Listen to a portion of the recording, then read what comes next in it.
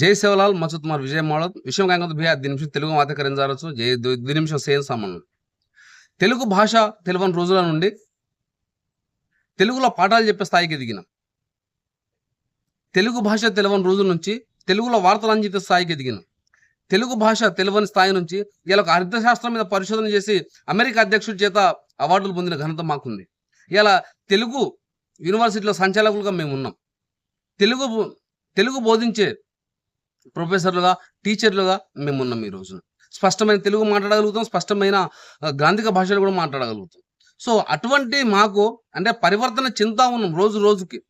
ఇవాళ మా విద్యార్థులు, మా యువకులు, మా యువజనేతలు, మా తండాలు, మా మారుమూల ప్రాంతంలో ఉన్న వ్యక్తులకు కూడా తెలుగు మీద స్పష్టమైన ఒక అవగాహన ఉంది.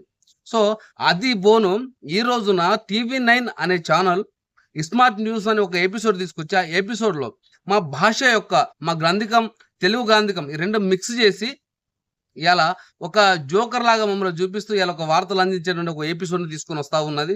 దయచేసి ఈ స్మార్ట్ న్యూస్ అనేటువంటి ఈ ఎపిసోడ్ ఏదైతుందో దీని అందరూ బైకాట్ చేయాలి. లంబాడీలు, యువకులు, గిరిజనులు, ఒక లంబాడీలే కాదు, ఇది మొత్తం యావత్ గిరిజనులు అందరూ కూడా చేయాలి. ఎందుకనంటే ఈ రోజున మన గిరిజన జాతుల పైన ఎవరైనా ఉన్నా కూడా మన సబ్ డివిజన్స్ అందరం కూడా గిరిజన జాతుల పైన ఇలా మనకు అవమానం జరుగుతూ ఉంటే ఇదే రకంగా ఒక ముస్లిం అమ్మాయిని తీసుకొచ్చి ఇటువంటి న్యూస్లు చెప్పించగలుగుతారా? ఇదే రకంగా ఒక మార్వాడి అమ్మాయిని తీసుకొచ్చి ఈ న్యూస్లు చెప్పించగలుగుతారా? ఒక మరాఠీని, ఒక గుజరాతీని, ఒక బెంగాలీని వీళ్ళని తీసుకొచ్చి చేయించగలుగుతారా? చేయించలేరు.